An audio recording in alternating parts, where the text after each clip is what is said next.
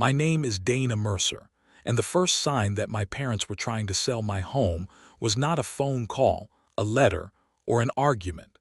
It was a notification on my work computer at 10:17 on a Tuesday morning. Lockbox OPNED, Unit 4B access code used. For 3 seconds, I stared at the message without understanding it. I worked in payroll compliance for a hospital system outside Madison, Wisconsin. My days were built around small discrepancies that could become expensive if no one noticed them. A duplicate direct deposit, a tax withholding error, a manager approving her own overtime. I was trained to stop when numbers did not match. I was trained to ask who had access and why. But the alert was not from work. It was from my condominium association security app, the one I had installed after a package theft the previous winter. Unit 4B was my home. I had not authorized a lockbox. I had not listed my condo. I had not given anyone permission to enter. I called the front desk of my building while grabbing my purse and coat. "Dana, I'm sure it's nothing," Marisol, the daytime concierge, said. "There's a real estate agent upstairs with a couple.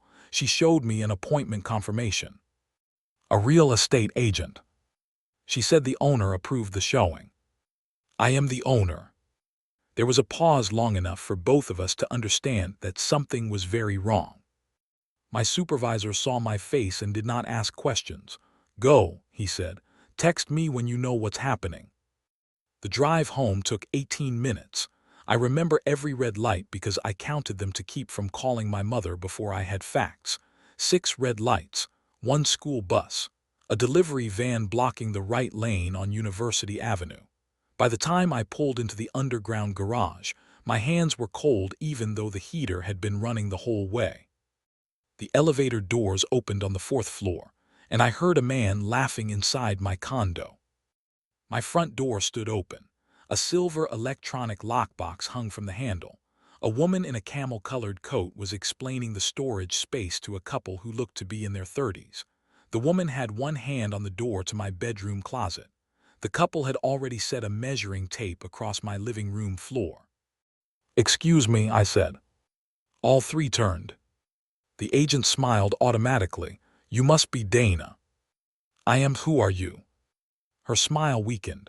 "Olivia Grant, Northlake Realty. I represent the sellers." "There is one seller, me." The husband looked at his wife. She pulled the measuring tape back into its case with a click. Olivia's expression changed from sales confidence to professional caution. "I think we should step into the hallway." "No," I said. "I think everyone should step into the hallway." The couple apologized as they left. They were embarrassed, which was more consideration than anyone in my family had shown me. Olivia remained by the door, tablet in hand. "I have a signed listing agreement and a power of attorney," she said quietly. "Your father is listed as your authorized representative." "My father has no authority to sell this property." "He provided documentation." "What documentation?" She hesitated. "I cannot hand over my client's file without speaking to my broker." "I am your client if this is my property." "I understand why you're upset." "Do you?" I pointed at the lockbox. "Someone attached a sales device to my front door and sent strangers into my bedroom. I need the name of the title company, the date this property was listed, and whether an offer has been accepted." Olivia stopped trying to calm me. She looked down at her tablet. "The listing went active 6 days ago. There were 3 showings over the weekend. An all-cash offer was accepted last night. Closing is scheduled for the 29th. The 29th was 11 days away." "How much?" "The accepted offer is $412,000. My mortgage balance was a little under $198,000. After fees, the sale would leave close to $190,000 in equity.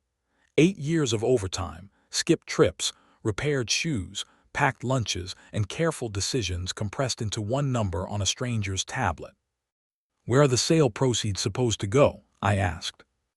Olivia's eyes moved away from mine. That was the moment I knew the answer would be worse than the listing itself. "The wiring instructions are still pending title verification," she said. but the preliminary seller form lists an account ending in 8041. I knew that number. It was my parents' checking account. My phone started ringing. Mom appeared on the screen. Olivia looked at it, then at me. Your parents said you were difficult to reach during work hours. I answered and put the call on speaker. Dana, honey, my mother said, already irritated. Olivia just called your father. Why are you frightening the buyers? Why are strangers inside my home? A sigh, not shock, not confusion. A sigh as if I were late to a meeting everyone else had attended. We were going to explain tonight. You listed my condo 6 days ago. We had to move quickly. Brooke's final venue payment is due Friday, and the caterer needs the guest count. Your father found a buyer who could close fast. You accepted an offer on my home to pay for Brooke's wedding. Don't say it like that. How should I say it? My father's voice came from the background. Tell her this is a family asset adjustment. My mother repeated the phrase as if it improved anything. It's a family asset adjustment, Dana. You have a good job. You can buy again. Brooke only gets one wedding. I looked around my living room. The blue chair by the window. The narrow bookshelf I had assembled backward the first time and rebuilt at midnight. The dent in the baseboard where I had dropped a toolbox. My home did not look sentimental or dramatic. It looked ordinary. That was exactly why it mattered. It was the one place where no one else's emergency determined what happened next. When did I agree to this adjustment? I asked. You signed the authorization years ago, my father said. His voice came closer to the phone. You asked us to keep your documents safe. We handled the details because you were busy. What authorization? The blue folder from your surgery. I remembered a blue folder on the kitchen table in my parents' house 5 years earlier. I had been 39, exhausted, and waiting for a gallbladder surgery after 3 nights of pain. My father had insisted I sign a limited power of attorney in case the hospital needed someone to pay bills or speak to the insurance company while I was sedated. I had been discharged the next afternoon. I had never thought about the document again. My mother softened her voice. We knew you would help if we asked. This just saved everyone the discomfort of asking. Behind me, Olivia closed her eyes for a moment. You are using an old medical authorization to sell my home. It says property and financial matters, my father replied. I read it. You read the first page. We're not doing this on the phone, he said. Come over after work, we'll explain the plan. What is the name of the title company? What? The title company and the closing officer. My father went quiet. My mother said, Dana, why are you making this hostile? I asked the question. Olivia answered before they could. Badger State title, Karen Fields is the closer. I wrote both names in the notes app on my phone. What is the lockbox number? I asked. Olivia read it to me. What is the buyer's inspection date? Thursday at 1. What wedding payment is due Friday? My mother snapped, that is none of your business. I looked at the stranger's shoe covers still lying near my entry rug and almost laughed. They had sold my home for a wedding, but the wedding budget was none of my business. I'll be at your house at 6, I said. Do not enter this condo again. Do not send anyone here. Do not move anything. Do not sign anything else in my name. My father made the dismissive sound he had used my entire life when he believed time would return me to obedience. We'll talk when you're calmer. I am calm. That frightened him more than shouting would have. I heard it in the silence before he ended the call. Olivia removed the lockbox while I watched. She also canceled the inspection from her tablet and called her broker from the hallway. I photographed the lockbox, the appointment screen, and the muddy marks near my bedroom door. Then I asked Marisol for the building's visitor log and security footage retention policy. She looked relieved to be given a task she could actually perform. By noon, I had the title company's main number, the accepted offer date, and the name of the broker supervising the listing. I had not accused anyone of a crime. I had not threatened my parents. I had not called Brooke. I had simply begun removing access. That was not how my family expected me to respond. They expected an argument because arguments could be worn down. They expected tears because tears could be called dramatic. They expected me to ask why, because then they could explain until my question disappeared beneath their reasons. They did not expect me to start making a list. My parents had been teaching me my role for as long as I could remember. Brooke was 4 years younger than me and possessed the kind of charm that made adults forgive her before they knew what she had done. When we were children, she could turn a broken lamp into a story about wanting to surprise our mother by dusting. I could return a library book one day late and receive a lecture about personal responsibility. The clearest example happened when I graduated from the University of Wisconsin. I was the first person in our family to earn a 4-year degree. I had worked mornings at a bakery and evenings in the campus payroll office. My parents promised to arrive before the ceremony so we could take pictures by Bascom Hall. They did not come. 40 minutes before I crossed the stage, my mother called to say Brooke's car had made a strange noise on the interstate. Brooke was 19. She had already pulled into a service station. She was safe, but she was upset, and my father did not want her waiting alone. "We'll celebrate next weekend," my mother said. "You understand?" I did understand. That was the problem. My roommate's father took a photograph of me holding my diploma. I smiled so hard my cheeks hurt. In the picture, I looked proud.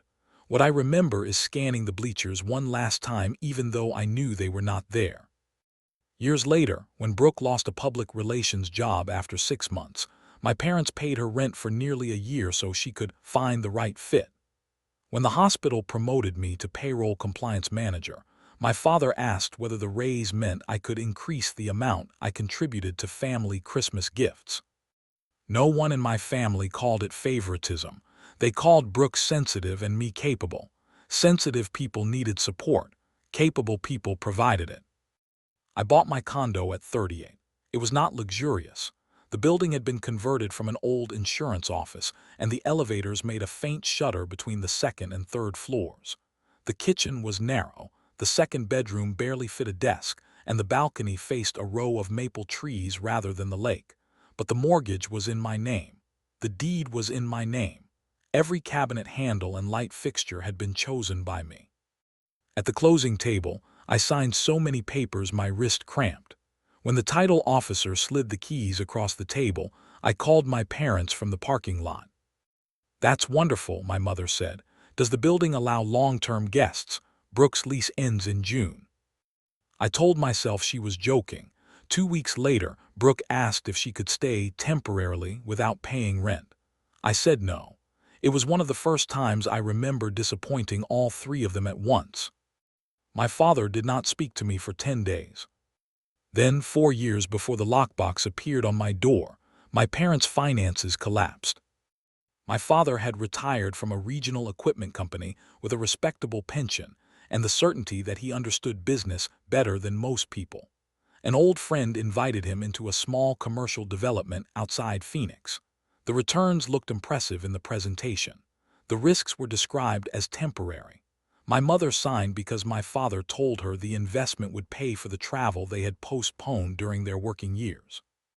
Instead, the project stalled, the partnership dissolved, and their money disappeared into liens, attorney fees, and an unfinished property no one wanted. They refinanced their house to cover part of the loss. Then my father underwent a knee replacement, my mother reduced her hours at the dental office, and 3 mortgage payments fell behind. I found out because the loan servicer mailed a delinquency notice to my address. My father had used my condo as his correspondence address during his surgery and never changed it back. I drove to their house that evening. The notice was folded in my purse. My mother was making soup. My father was watching a basketball game with the volume too high. "Are you behind on the mortgage?" I asked. My mother stopped stirring. My father muted the television. "It's temporary." "How far behind?" "Dana, we have it handled." "How far?" He stared at the dark screen. 3 payments. The monthly amount was $2,350. Their checking account had less than $1,000 in it. The next payment was due in 9 days. Brooke was between jobs again. When I called her, she cried and said she could barely pay her own rent. I told her I was not asking for money. I only wanted her to know what was happening. "Please don't embarrass Dad," she said. "He already feels terrible." So I did what I had always done. I handled it quietly. I paid the delinquent amount, then set up an automatic transfer from my account on the third business day of each month. I told my parents the loan servicer had approved a temporary plan. That was partly true. What I did not tell them was that the plan was me. At first, I believed the payments would last 6 months. Then my mother's hours were cut again. Then the homeowner's insurance increased. Then my father said he needed time to recover emotionally from the investment loss. 6 months became a year. 1 year became 4. 48 payments, $112,800. I did not keep the number in my mind back then. I only saw each month separately. $2,350 in January, $2,350 in February, a smaller retirement contribution in March, no trip in April, a repaired transmission instead of a replacement car in May. The cost was easier to accept when it arrived in pieces. I never asked my parents to thank me. I never told our relatives. I did not even tell my closest friend, Tessa, until much later. I was ashamed that my parents needed help and ashamed of myself for feeling burdened by giving it. About 8 months after I began paying, Brooke came to my condo to use my printer. She had started a new job at a boutique public relations firm and needed to prepare a presentation. I left my laptop open on the dining table while I took a work call in the bedroom. When I returned, a mortgage payment confirmation was displayed on the screen. Brooke clicked away quickly. "Sorry," an email popped up. I remember noticing the subject line, "Payment Received," and thinking only that I should be more careful with personal information. I did not imagine she would use it. The lie began small. At Thanksgiving, my mother hugged Brooke in the kitchen and said, "We could not manage without you." Brooke smiled over my mother's shoulder at me. I assumed she had helped with groceries or medical bills. Then my father raised his glass at dinner. "To Brooke," he said, "who has been carrying more than anyone knows." Everyone applauded. Brooke lowered her eyes modestly. I felt confused, but I did not ask. That was another family habit. If something did not make sense but everyone else seemed happy, I assumed the missing information was mine.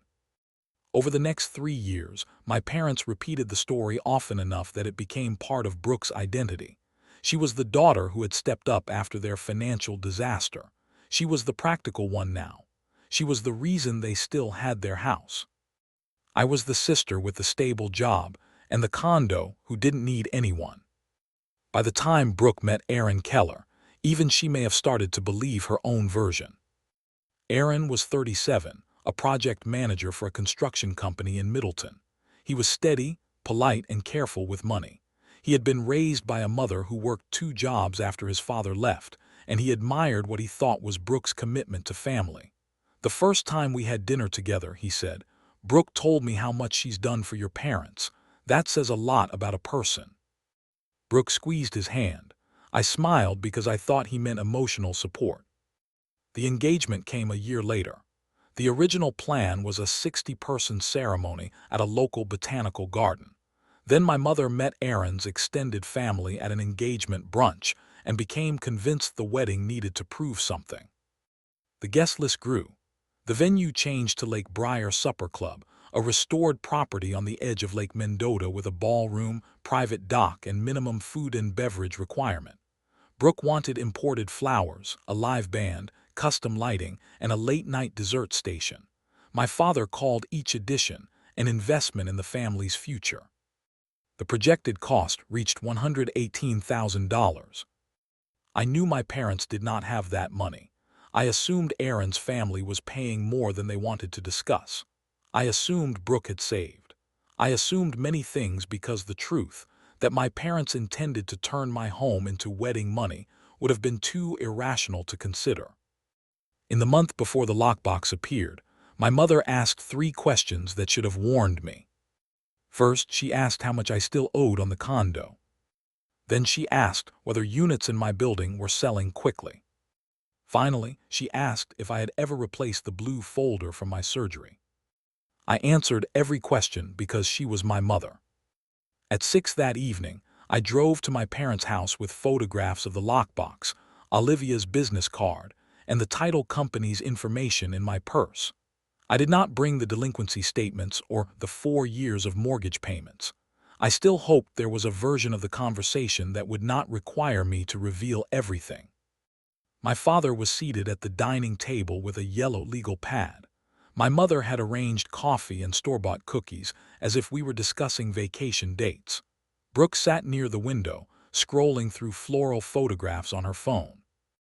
No one apologized when I entered. My father pointed to the empty chair across from him. Let us be reasonable. I remained standing. Who prepared the listing documents? Dana, my mother said. We should begin with the family situation. We are beginning with my property. My father tapped the legal pad. Your condo is worth more than you paid. That gain did not come from anything you personally did. The market increased.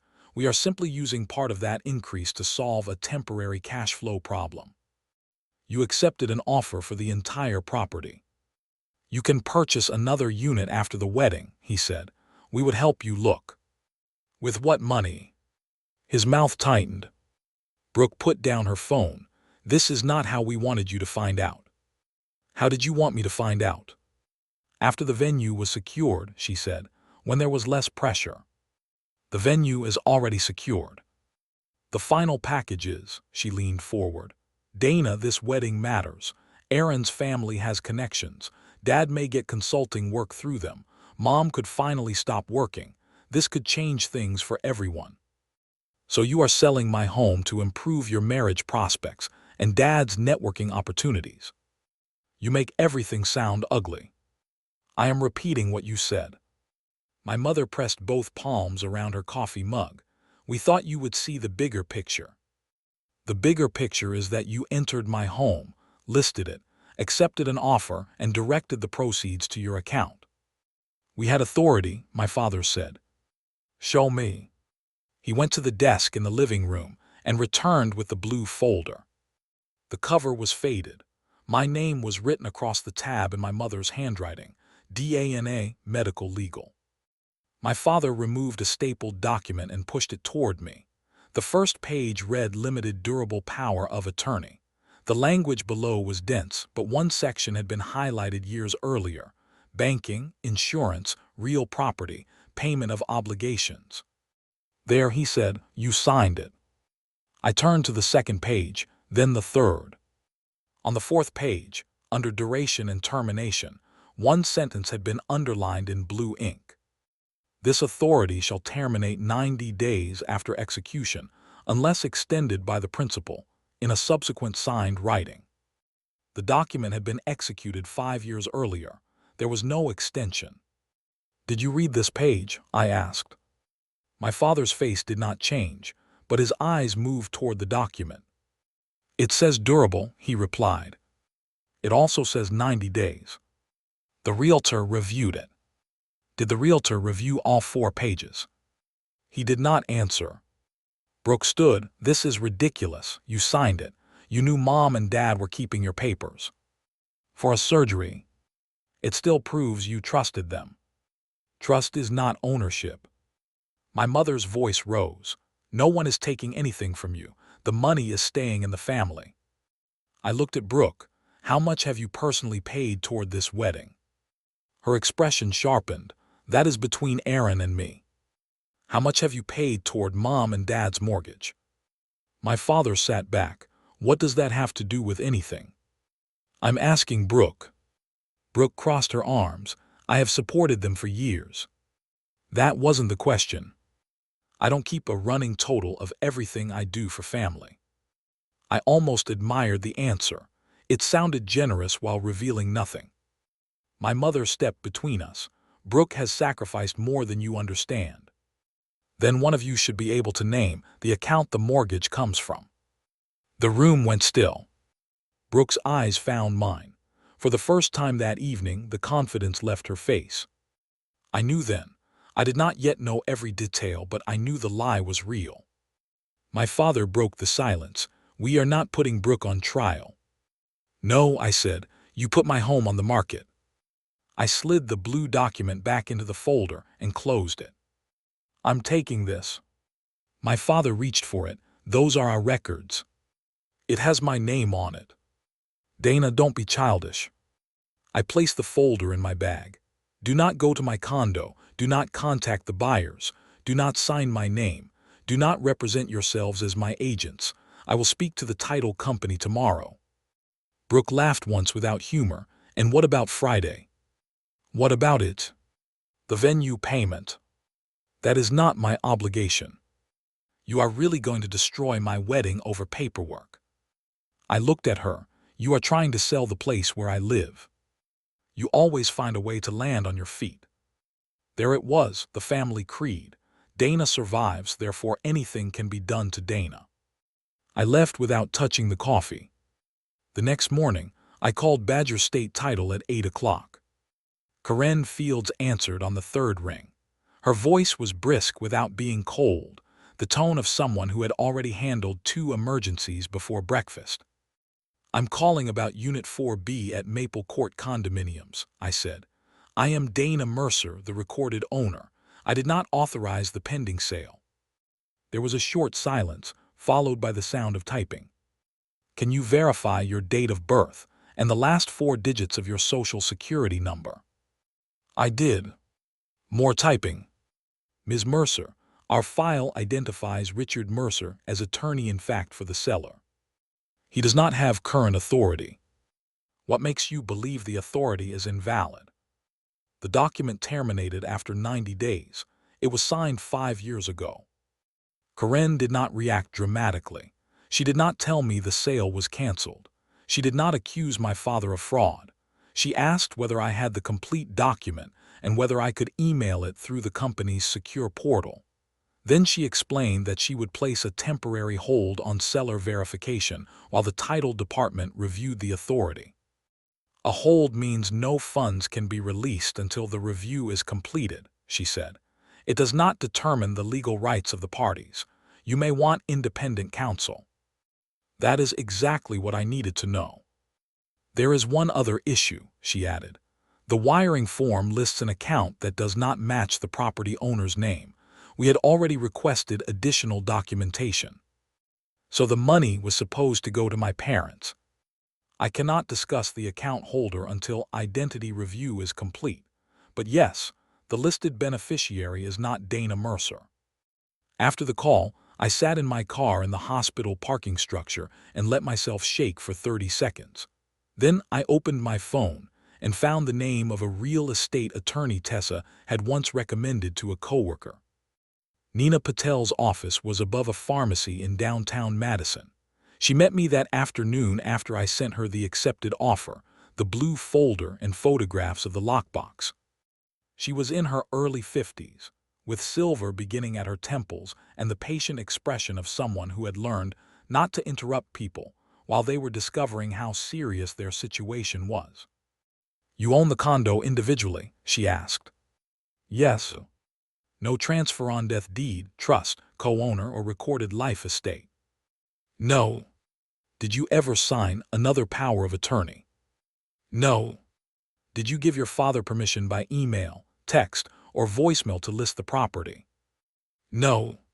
She read the old document twice, then tapped the termination clause.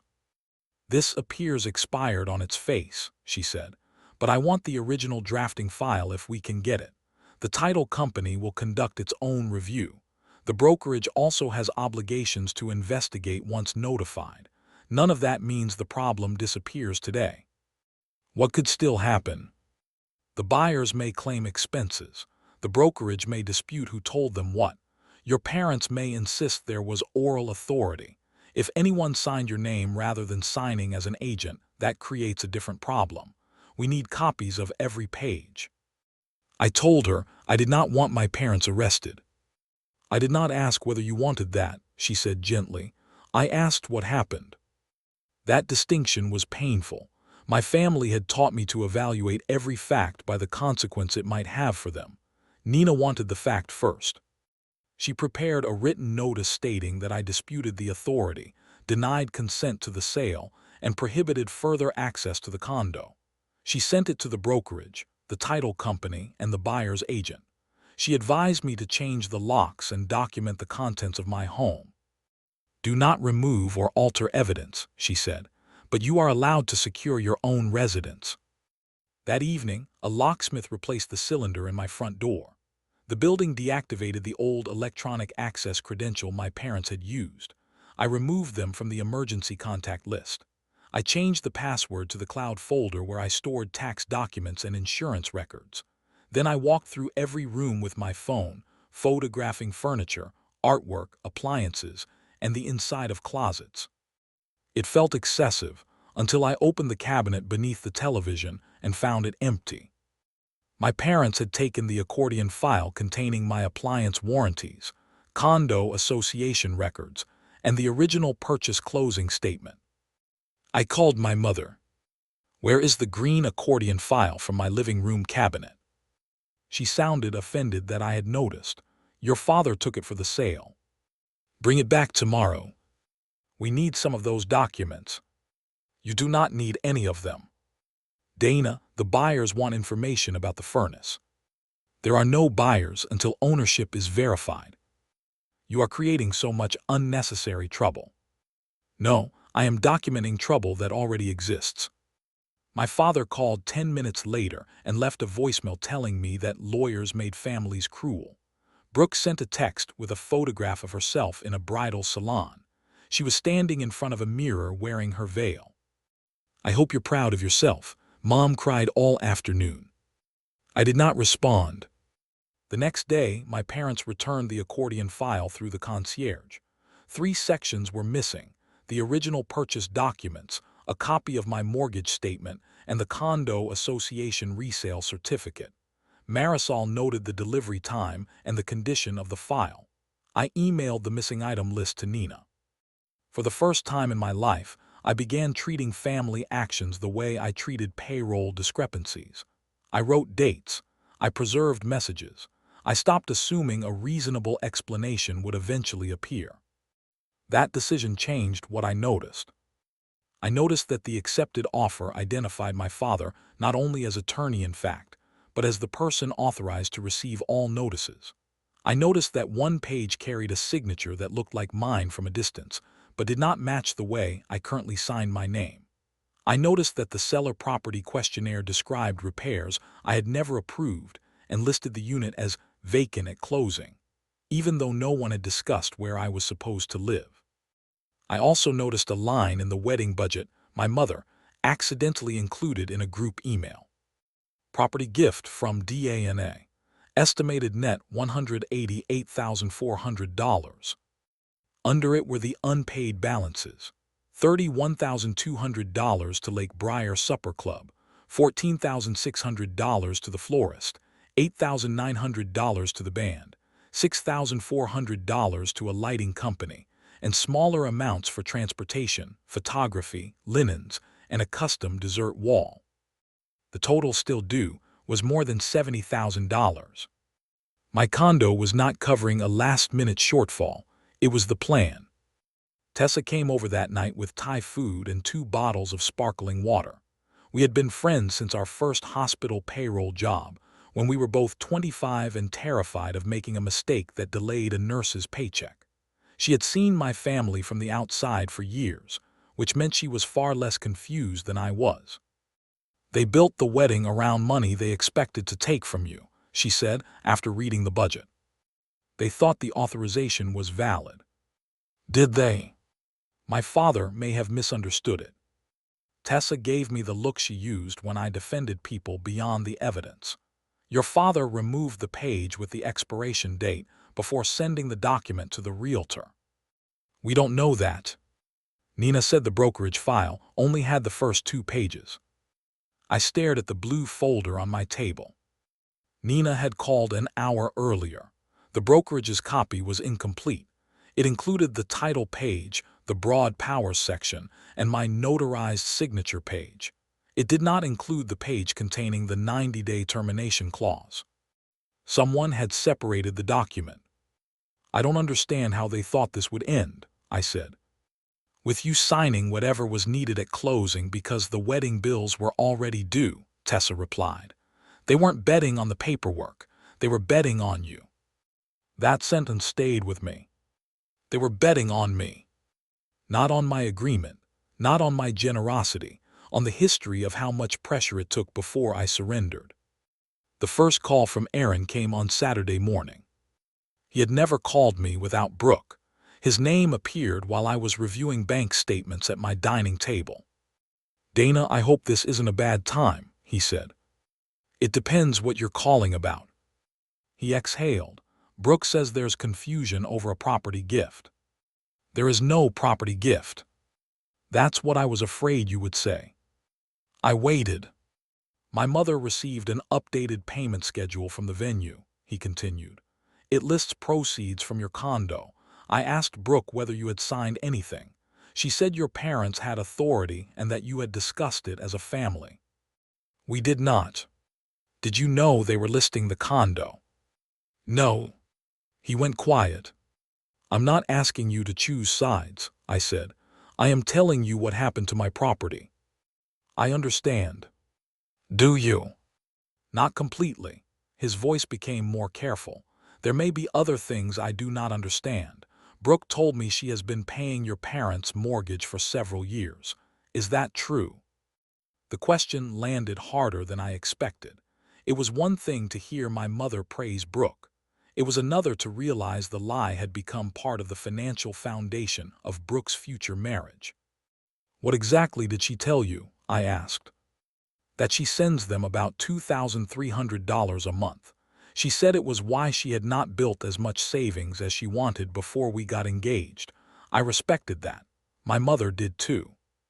I looked at the stack of statements in front of me.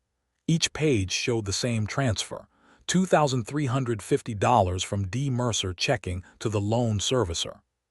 "I am not prepared to discuss Brooke's finances with you," I said.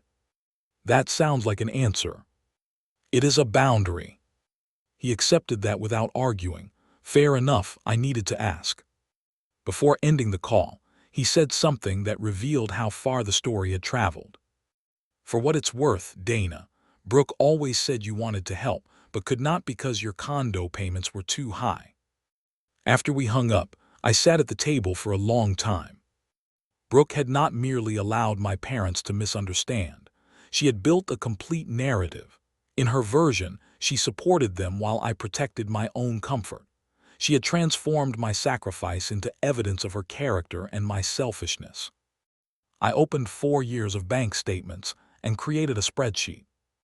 Date, amount, confirmation number, source account, loan account. 48 rows. I highlighted the total at the bottom, $112,800. Then I searched old emails and found the first confirmation Brooke had seen. The message had been forwarded automatically from my laptop to printer Q on the day she used it. She had not stumbled across one vague receipt. She had seen the account name, the loan number, and the exact monthly amount. The next morning, I visited my parents' neighborhood to speak with Mrs. Alvarez, the retired teacher who lived across the street. I told myself I was checking whether anyone had entered my condo with them recently, but I also wanted to know how publicly Brooke had claimed the payments. Mrs. Alvarez opened the door wearing gardening gloves. "Dana," she said, "I heard there was trouble with the wedding." "Who told you?" "Your mother said you changed your mind about helping." "Of course she did." I asked whether my father had borrowed her SUV the previous weekend. Marisol's garage footage showed a dark vehicle entering behind him, but the license plate was not clear. "Yes," she said. "He told me he was moving some of your things to storage before the sale." "What things?" "A lamp, boxes, maybe a chair." I did not look closely. My blue reading chair was still in the condo, but 2 storage bins from the second bedroom were missing. I had assumed I had moved them to the basement cage. Now I was not sure. Mrs. Alvarez studied my face. "He said you were giving the condo to the family." "I was not." Her mouth tightened. "Then I should not have lent him the vehicle." You did not know. No, but I should have asked. Your mother has been telling everyone Brooke saved their house. We all believed her because she said it with such pride. How long? Years. Mrs. Alvarez removed one glove and leaned against the doorframe. At church, at the block picnic, at Christmas, she said Brooke paid the mortgage after your father's investment went bad. Your father would look embarrassed, but he never corrected her. And Brooke? She smiled. Sometimes she said she was only doing what a daughter should. I thanked her and walked back to my car. On the windshield was a missed call notification from my mother and a new family group message from Brooke. Since Dana has decided to involve lawyers, the wedding may need to be postponed. Please keep Mom in your prayers. She is devastated. Aunts, cousins, and family friends responded within minutes. Dana, can't this wait until after the wedding? Your sister will never get this day back. Money comes and goes. Family is forever. Do not punish Brooke for a misunderstanding. No one asked whether I would get my home back after the wedding. No one asked why my parents had been inside without permission. No one asked where I was supposed to live after closing. I started typing a detailed reply. I wrote that the property was mine, the authorization had expired, the sale proceeds were directed to my parents, and the buyers had entered my home without my knowledge. Then I deleted it. Explaining myself to 20 people would not secure the condo. It would only give my parents 20 opportunities to revise their story. I muted the group instead. On Monday, Nina called with an update. The title company had escalated the file to underwriting. The brokerage had removed the listing from public sites, but had not yet released the accepted offer. The buyer's attorney wanted reimbursement for the inspection deposit, appraisal rush fee, and temporary storage they had arranged because they expected a fast closing. Are they suing me? I asked. Not at this point. Their attorney recognizes that you may also be a victim, but expenses exist and someone will have to resolve them. Could my parents be responsible? Possibly. The brokerage may also have exposure depending on what it received and what it failed to review. This is why we do not make promises before documents are examined. Nina asked whether anyone had physically removed items from the condo. I told her about the missing storage bins and the accordion file sections. She advised me to request their immediate return in writing. My father responded to the request with one sentence. We are not thieves. I replied with another. Then return the property by Wednesday at 5:00 p.m. He did not answer. Wednesday morning, I received a call from a moving company. Ms. Mercer, our crew is scheduled to complete your pack-out tomorrow, the dispatcher said. We need confirmation regarding elevator access. I did not schedule a pack-out. The dispatcher read the work order. Richard Mercer, authorized family representative, full contents of Unit 4B to Northside Storage. I felt something inside me become completely still. What time is the crew scheduled? 8 to 11. Email me the work order and place the job on hold. I am the owner and resident. No one has permission to remove anything. The work order arrived 5 minutes later. My father had signed it 2 days after I explicitly told him not to enter the condo. The notes instructed the crew to prioritize furniture and personal boxes the occupant may resist moving. I forwarded it to Nina. Then I called my father. He answered with, "You need to stop treating us like criminals. You scheduled movers to empty my home after I revoked permission. We are trying to preserve the sale. There is no sale to preserve. You do not know that.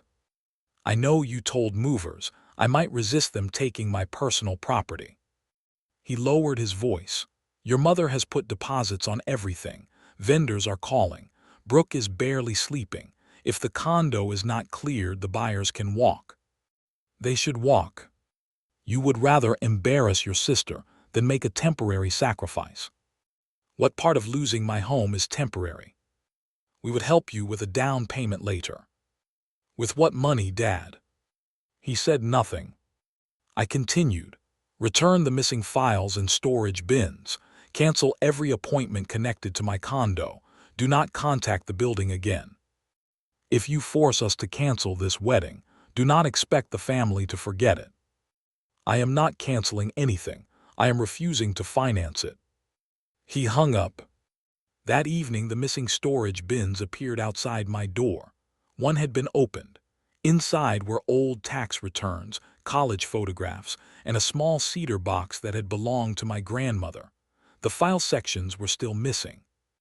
I carried the bins inside and locked the door. Then I opened my banking app. The automatic mortgage transfer to my parents' loan servicer was scheduled for the following morning. My thumb hovered over Cancel Series. For 4 years, that transfer had been the invisible structure beneath their lives. Canceling it felt less like stopping a payment than removing a beam from a house while people were still inside. I called the loan servicer first. Because I was not a borrower, they would not discuss the loan balance or payment status. They could confirm only that I was authorized to make third-party payments and that I could cancel my own transfer at any time. I called a nonprofit housing counseling agency next. A counselor named Denise explained in general terms what homeowners could do after a mispayment.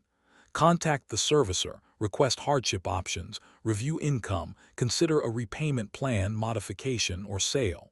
Nothing was guaranteed. Nothing happened overnight, but there were steps. Are you a co-borrower? She asked. No. Is your name on the deed? No. Then you are not required to keep paying someone else's mortgage. You can give them information without giving them money. I wrote that sentence down. Information without money. Help without surrender. I canceled the transfer at 9:42 that night. The banking app displayed a plain confirmation message. Recurring payment stopped. No thunder, no alarm. No one appeared to tell me I was cruel. I took a screenshot and saved it with the rest of the records. The next morning, my mother called before 7. Something happened to the mortgage payment. I had expected the call, but not the speed. They had been watching for my money. I stopped it. You what? The automatic transfer from my account is canceled. There was a long silence. Then she said, but Brooke. She stopped. It was the first crack in the story. Brooke what? I asked. My mother recovered. Brooke has been helping us, but she has wedding expenses now. We need stability. The payment came from my account. Another silence. You never told us that. Did you ever ask where the money came from? Brooke said she was handling it. And you accepted that for 4 years without seeing a statement. My mother's voice became defensive. Why would she lie about something like that? That is a question for Brooke. You cannot stop now. The bank will think we are unreliable. You are responsible for your loan. Dana, please. Your father is under tremendous pressure. I will email you the housing counselor's number and a budget worksheet. I will not restart the payment. That is not help. It is the help I am offering. She began to cry, not loudly. My mother's quiet crying had always been more effective because it allowed everyone else to imagine the suffering. I held the phone and felt the old machinery inside me start moving. Apologize, fix, pay, restore calm. Then I remembered the moving company note. Personal boxes the occupant may resist moving. I have to go to work, I said. You can just go to work after doing this to us. Yes. I ended the call. At lunch, I received an email from the venue's event finance manager, Leslie Monroe. My mother had apparently included my address on a payment plan months earlier. Dear Ms. Mercer, Lake Briar has been advised that proceeds from your property sale will not be available by Friday. Because your name appears in the family funding schedule, please confirm whether you are an authorized payer or guarantor for the Mercer-Keller event. I read the sentence twice. My name appears in the family funding schedule. I wrote back that I had never agreed to pay, had never signed a guarantee, and had not authorized the use or sale of my property. I attached no family accusations. I provided no bank records. I simply corrected the record. Leslie responded within an hour. Thank you, we will remove your name pending review. No charges have been or will be processed to you without written authorization. Another door closed. That afternoon, Brooke came to the hospital. She was waiting in the public lobby when I came downstairs, wearing a cream wool coat and holding a garment bag. Her engagement ring caught the overhead light. People walked around us carrying coffee, flowers, and overnight bags. I need 10 minutes, she said. You should have called. You would not answer.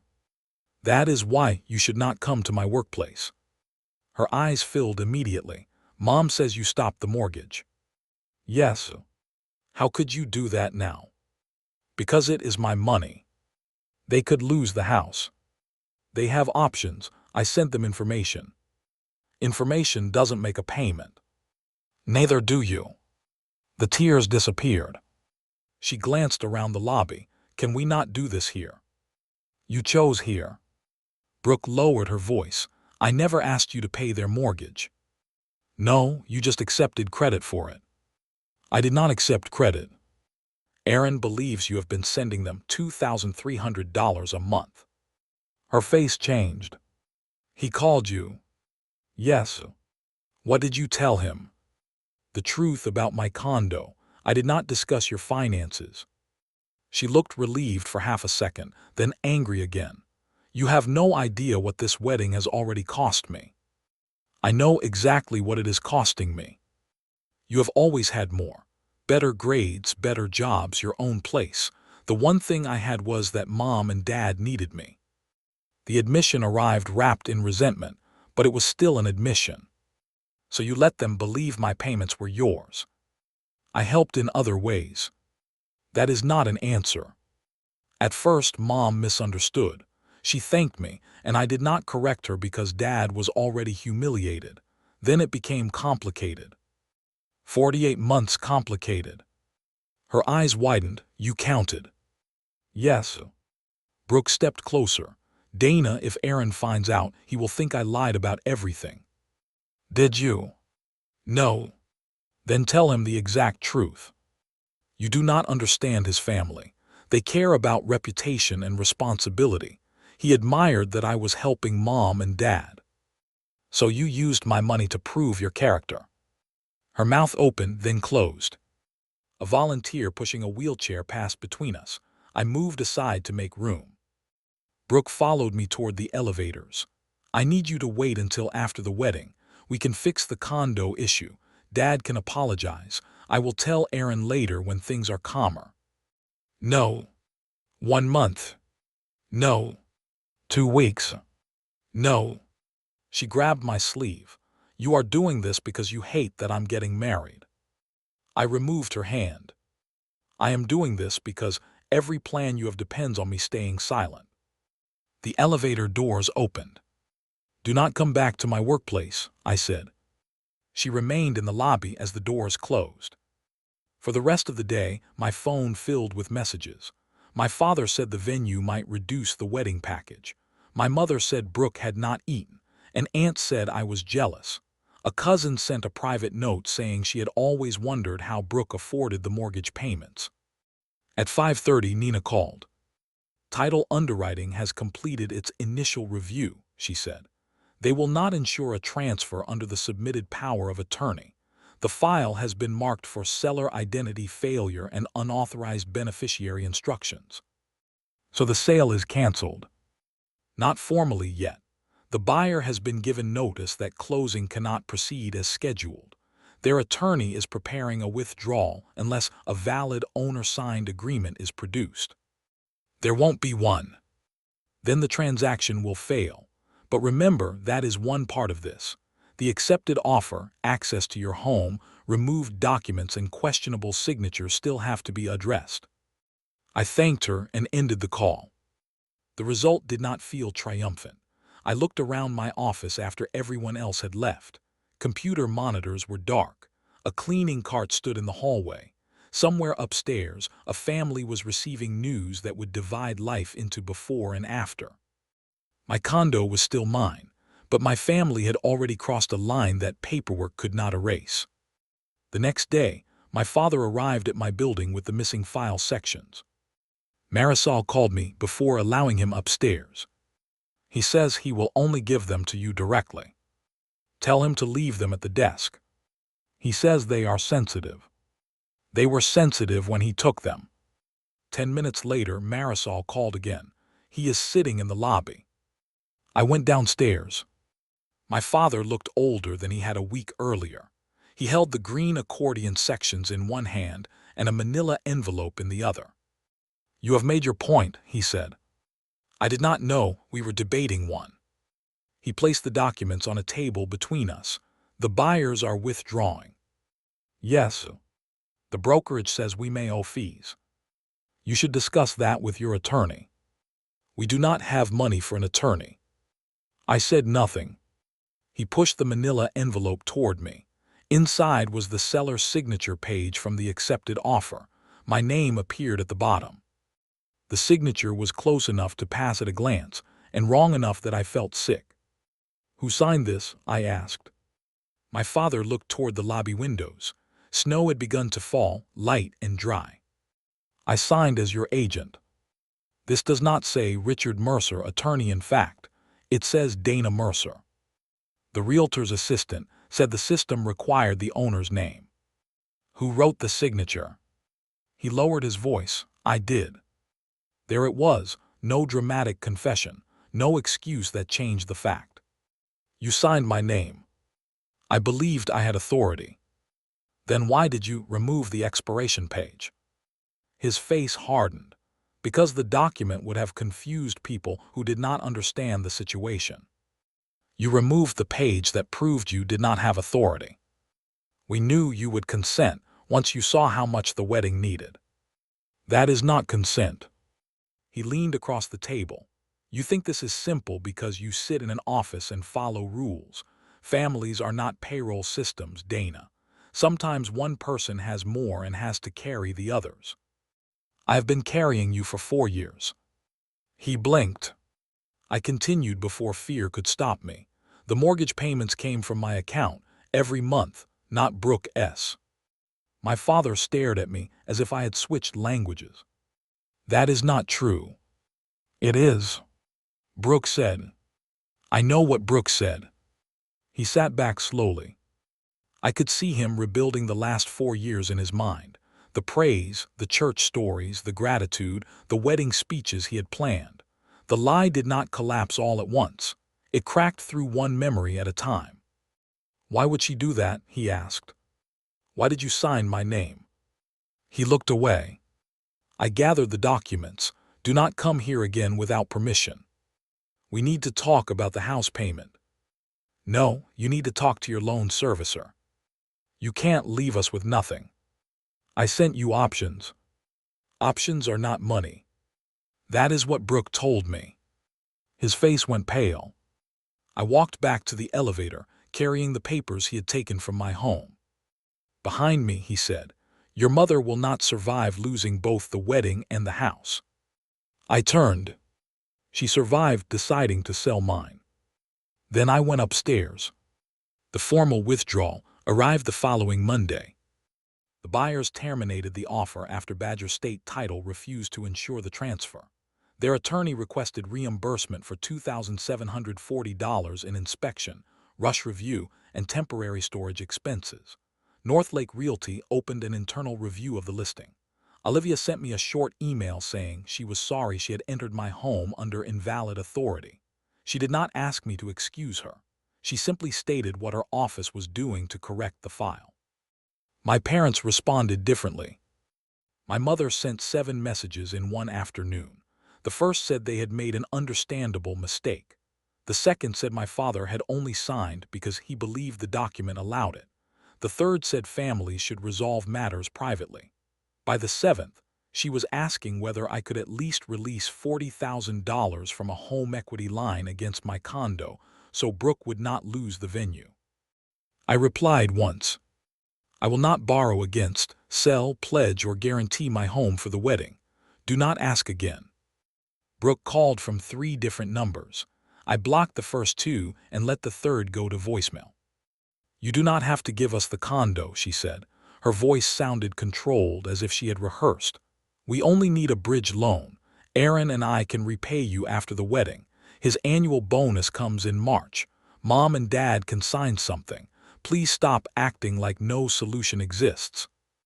A solution did exist. It was a smaller wedding, or a delayed wedding, or a courthouse ceremony followed by dinner. The problem was not the absence of solutions. The problem was that no one in my family considered a solution acceptable unless I absorbed the loss. I did not return the call. On Tuesday morning, Lake Briar's finance manager emailed everyone listed on the event account. The final payment had not cleared. The family had 48 hours to choose between three options: pay the outstanding balance, reduce the event to the amount already deposited, or postpone to a later date subject to availability and contract fees. Leslie copied Aaron, Brooke, my parents, Aaron's mother, and me because my name still appeared in older planning notes. Her message included a request that all parties confirm who had authority to approve changes. My father immediately replied to the entire group. "Dana's property issue is being resolved. Please maintain the existing package until Friday." I answered 5 minutes later. "My property is not a source of wedding funds. I have not authorized payment, borrowing, or a guarantee. Please remove my name from all event records." Aaron called before anyone else responded. "Is there any chance you agreed to a loan and changed your mind?" he asked. "No. I need you to say it plainly." "I did not offer my condo, my equity, or a loan.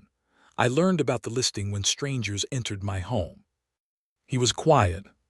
"What did Brooke tell you?" I asked. "That your parents were selling an investment property you owned, and that you had promised part of the proceeds as a wedding gift." "I have one property. I live in it." The silence after that felt different from the others. It was not disbelief. It was recognition. "I am sorry," he said. "You did not list it." "No, but I accepted a story because it benefited me." That honesty made me like him more, which was unfortunate because I could hear what it was costing him. He asked whether I would attend a meeting at the venue the next afternoon. Leslie wanted to review the account, reduce the package if necessary, and clarify who was responsible for payment. Aaron said he did not want a family confrontation. He wanted accurate information before he signed another contract change. "I will attend only to remove my name and correct statements about my property," I said. "I will not negotiate the wedding for you." "That is fair." Lake Briar Supper Club sat beside a gray winter lake, its summer dock pulled in and stacked behind the boathouse. The ballroom was empty when I arrived, but round tables had been arranged for an event later that week. Through open double doors, I could see the smaller private dining room where our meeting would take place. Leslie Monroe was already there with a laptop and a printed account ledger. She was a compact woman with short dark hair and the disciplined politeness of someone accustomed to families becoming unreasonable around weddings. Aaron sat at one end of the table. Brooke sat beside him, though there was a visible space between their chairs. My parents were across from them. My mother's eyes were swollen. My father had placed a leather folder in front of himself as if he were chairing a business meeting. No one greeted me. Leslie began by stating that the purpose of the meeting was limited: confirm responsible parties, review available funds, and select a contract option before the deadline. "The current outstanding balance is $67,480, she said. "The existing deposits total $38,000. If the event is reduced to the deposited amount, we can offer the ceremony room, dinner for 80 guests, beer and wine service, standard linens and recorded music. The floral, lighting, band, transportation, and specialty vendors are separate contracts." Brooke looked horrified. 80 guests, we invited 206. "That is the package available without additional payment," Leslie said. My father opened his folder. "We expect funds from a pending real estate matter." "There is no pending sale," I said. He did not look at me. "The original buyer withdrew, but Dana may reconsider another arrangement." "I will not." My mother whispered, Can we please not speak in absolutes? Yes, I said. We can. I have not authorized and will not authorize my property, income, credit, or signature for this wedding. Leslie typed something into her laptop. Thank you.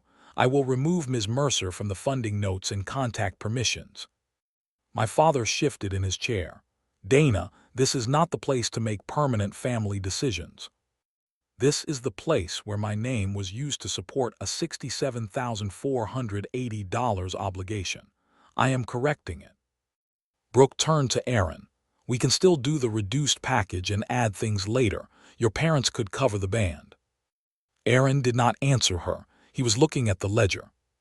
What is Mercer family contribution property proceeds? He asked Leslie. That is the funding description provided during planning, she said.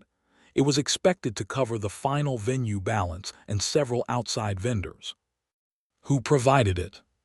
Leslie checked the account notes. Elaine Mercer initially, then confirmed by Brooke Mercer.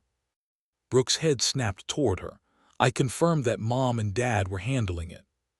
The note says you identified the source as your sister's voluntary property gift. I was repeating what I was told. Aaron looked at me. Did you ever tell Brooke you were giving property proceeds? No. Did you tell your parents? No. My father leaned forward. We believed Dana's old authorization allowed us to act for the family. Aaron's expression hardened. Her authorization for what? A limited power of attorney, my father said. There was a technical disagreement about its duration. It expired 5 years ago, I said. The page containing the expiration date was not given to the realtor. My father signed my name on the offer. The title company refused the transfer. My mother covered her face with one hand. Leslie stopped typing. Her role did not include resolving property misconduct, and she was careful not to try. For the venue's purposes, she said, we will treat those funds as unavailable. Aaron's voice was low. Brooke, when did you learn Dana had not agreed? Brooke looked at our mother, then at me. The week of the listing. The week it was listed, or after Dana discovered it. It was complicated. When? Before. Aaron leaned back. The space between their chairs seemed wider. Brooke reached for him. I thought she would say yes once we explained. She always helps. That is not the same as consent. I know that now.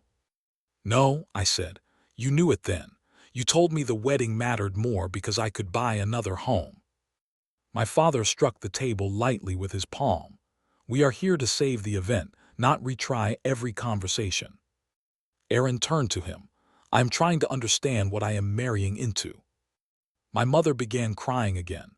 Brooke accused Aaron of humiliating her in front of my family. My father said everyone was overreacting. Leslie folded her hands and waited. For a moment, the meeting threatened to become exactly what my family understood best, a storm of emotion large enough to wash away the original issue. I opened my purse and removed one sheet of paper. It was not the deed. It was not the accepted offer. It was a summary of 48 mortgage payments prepared from my bank records. The page listed each year, the number of payments, and the annual total. At the bottom was one line. Total paid by Dana Mercer, $112,800. I need to correct one more financial statement that has been used during this wedding planning, I said. Brooke stared at the page. My father looked confused. My mother looked afraid. Aaron did not move. For 4 years, my parents' mortgage payment has come from my checking account. Brooke did not make those payments. I kept the arrangement private because I did not want my parents embarrassed. Brooke saw a payment confirmation during the first year and allowed them to believe the money came from her. Brooke shook her head quickly. That is not what happened. What happened? Aaron asked. She wanted the help to be anonymous, Brooke said. I was protecting her privacy. I slid the page to the center of the table. I never asked you to claim the payments. You never corrected anyone. I did not know what you had told them. You heard Mom thank me for support. I did not know she meant my mortgage transfer. Brooke's voice rose. You enjoyed being the secret martyr. You could have told them at any time. That accusation was not entirely false. My silence had allowed the lie to survive, but my silence had not created it. I should have told them, I said. I was wrong to hide the payments, but I did not take your money and attach my name to it. Aaron picked up the summary. Do you have the underlying statements? Yes. Brooke told me she had a recurring family obligation of about $2,300 a month. We used that when we discussed savings, debt, and what we could afford after marriage. Brooke turned toward him. I helped them in other ways. That was not what you told me. I was going to fix it after the wedding. How? She had no answer. My mother reached for the payment summary with trembling fingers. Dana, why didn't you tell us? Because I thought protecting you from shame was an act of love. My father looked at the annual totals. All of this came from you. Yes. And you stopped it. Yes. His face tightened. Then this is revenge. No, revenge would be using your home to pay for something you did not choose. I am simply no longer paying a debt that is not mine. Leslie looked from one side of the table to the other. I understand that there are serious family issues here, but we need a decision on the event contract. Aaron placed the payment summary beside the ledger. I'm not signing a reduced package today, he said. Brooke stared at him. What does that mean? It means I want the wedding postponed. You cannot postpone our wedding because of my sister. I am postponing it because I do not know which financial statements you gave me were true. They were mostly true. Mostly is not a category in a marriage. My mother began pleading with him. My father said private family support had nothing to do with Brooke's ability to be a wife. Brooke demanded that I explain she had not meant harm. I did not. Aaron told Leslie to apply the available deposit according to the postponement terms and send both of them the revised options separately. Leslie confirmed that no new charges would be authorized until she received written instructions from both parties. The meeting ended without anyone shouting across a ballroom. No guests watched. No microphone amplified the truth. Outside, the lake remained gray and still. But every structure built on my silence had changed in less than an hour. The venue no longer considered me a payer. My parents no longer believed Brooke had covered their mortgage.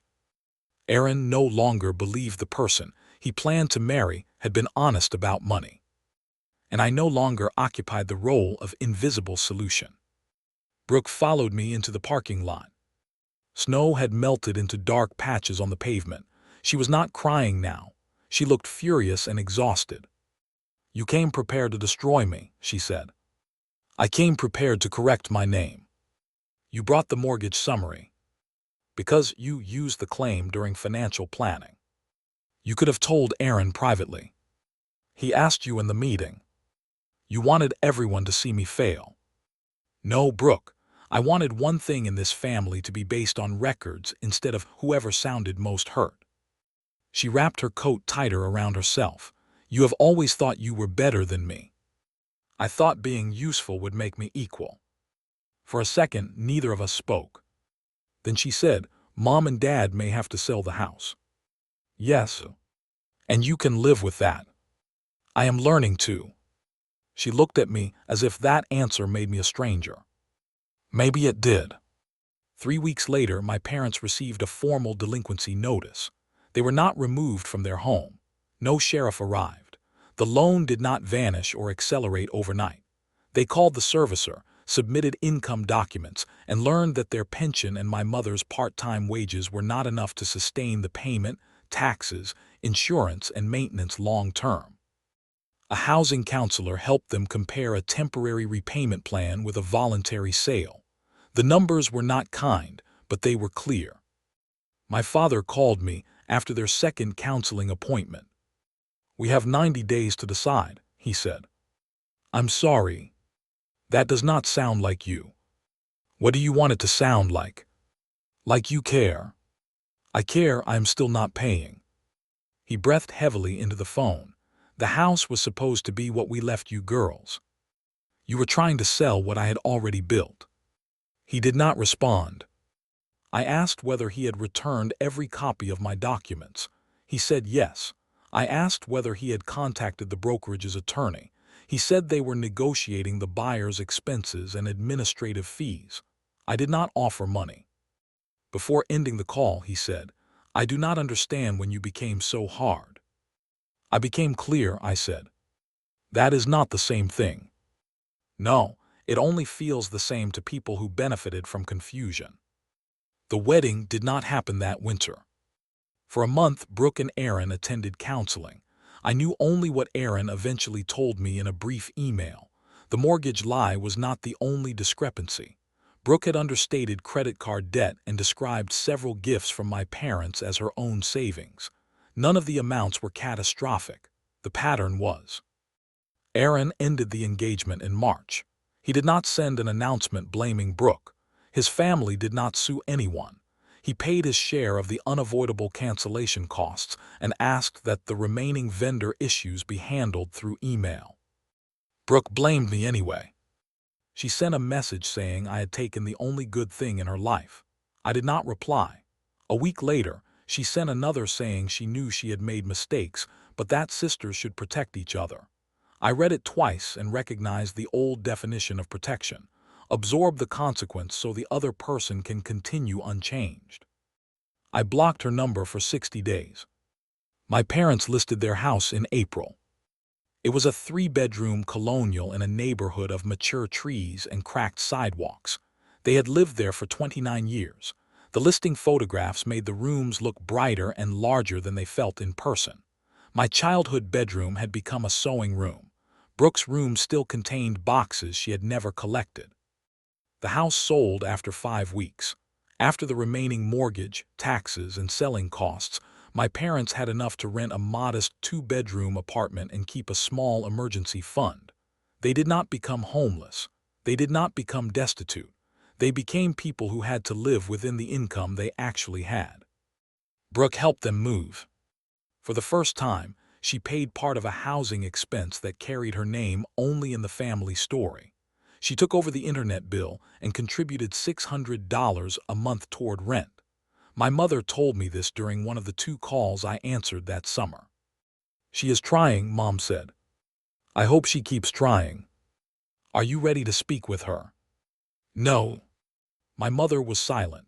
In the past, silence from her had been a demand that I fill it with reassurance. I let it remain empty. The brokerage matter ended quietly. Northlake Realty covered most of the buyer's documented expenses and waived its own claimed fee. My parents reimbursed a smaller amount over several months. Nina advised me that I had enough evidence to pursue additional civil remedies and report the signature to law enforcement if I chose. I did not choose that path. Instead, I required my parents to sign a written acknowledgement that they had no authority to access, list, pledge, manage, or represent any property or account belonging to me. The acknowledgement did not forgive them. It created a record. My father signed without comment. My mother added a handwritten sentence beneath her signature. "We understand that Dana's property is hers alone." I kept the original in my safe deposit box. Some people thought I should have done more. Tessa believed my father was fortunate I did not report the forged signature. Nina reminded me that declining further action did not prevent me from acting later if new misconduct appeared. Mrs. Alvarez said my parents needed to feel the full weight of what they had done. Other relatives thought I had already done too much. One aunt stopped inviting me to holiday dinners.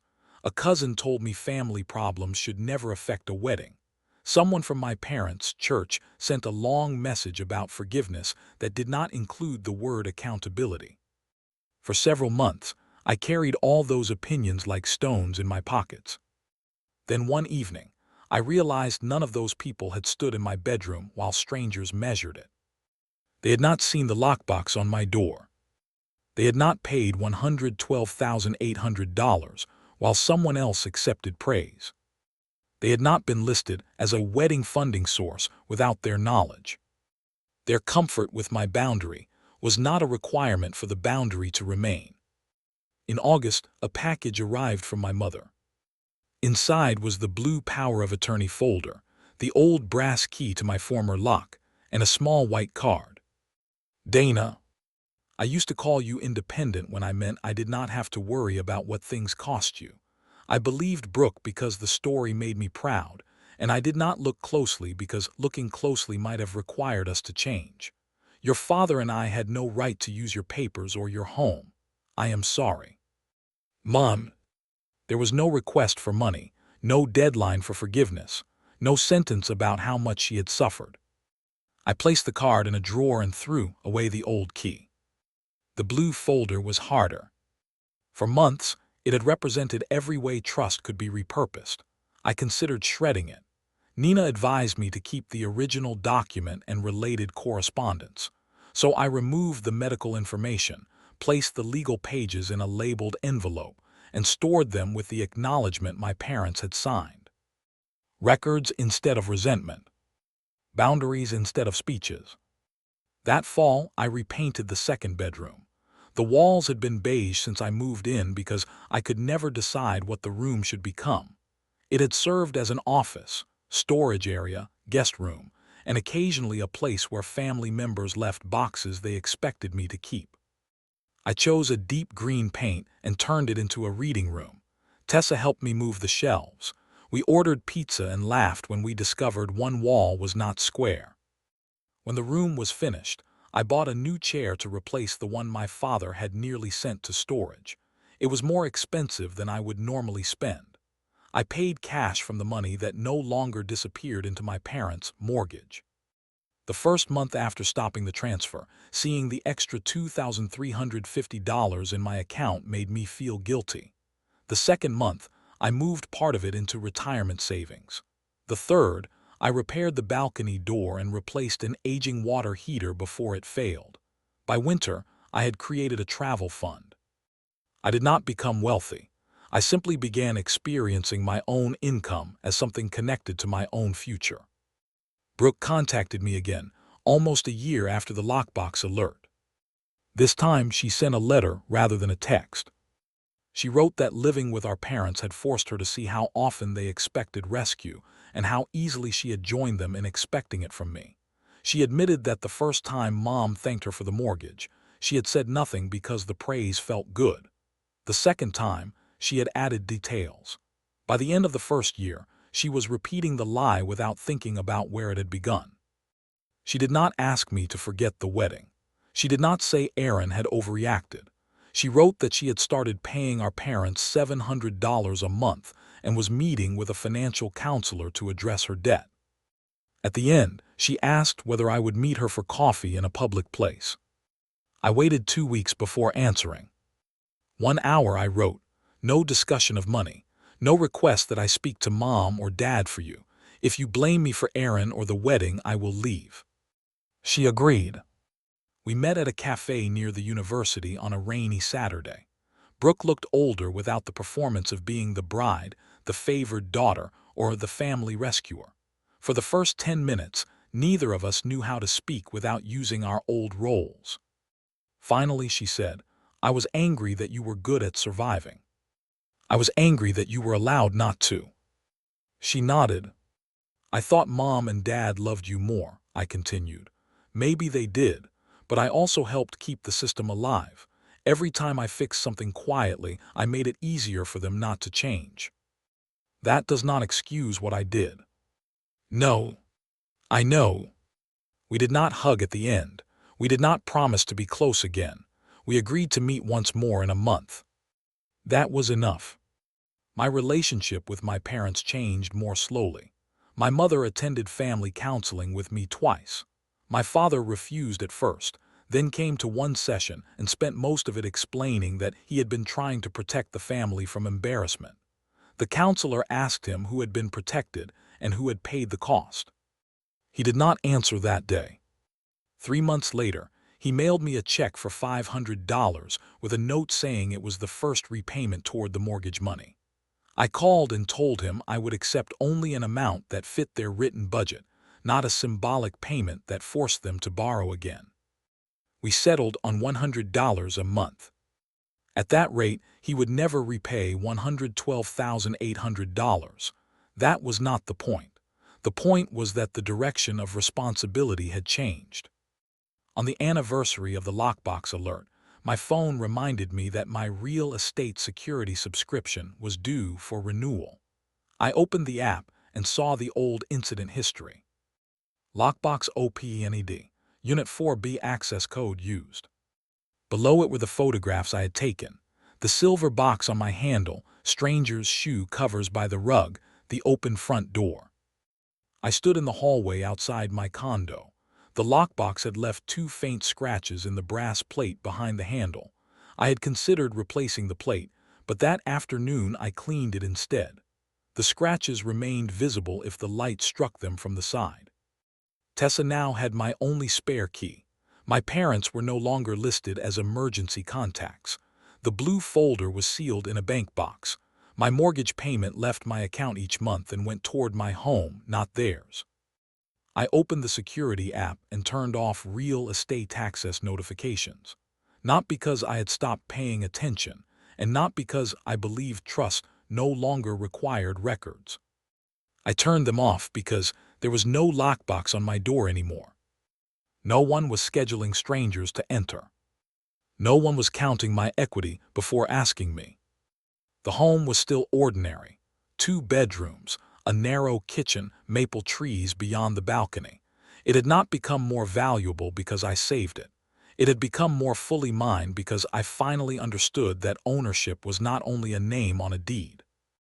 Ownership was the right to say who entered, who signed, who decided, and who did not get a call taking from me, an act of family love. For most of my life, I thought being dependable meant remaining available no matter how I was treated.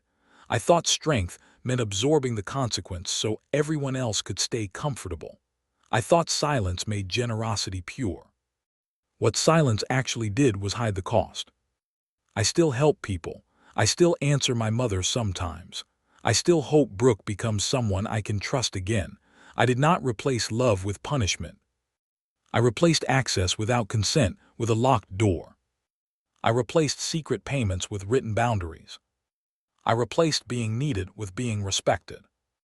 And now when I turn the key at the end of the day, the sound is small, just metal moving inside a lock. But to me, it sounds like my own life closing securely behind me.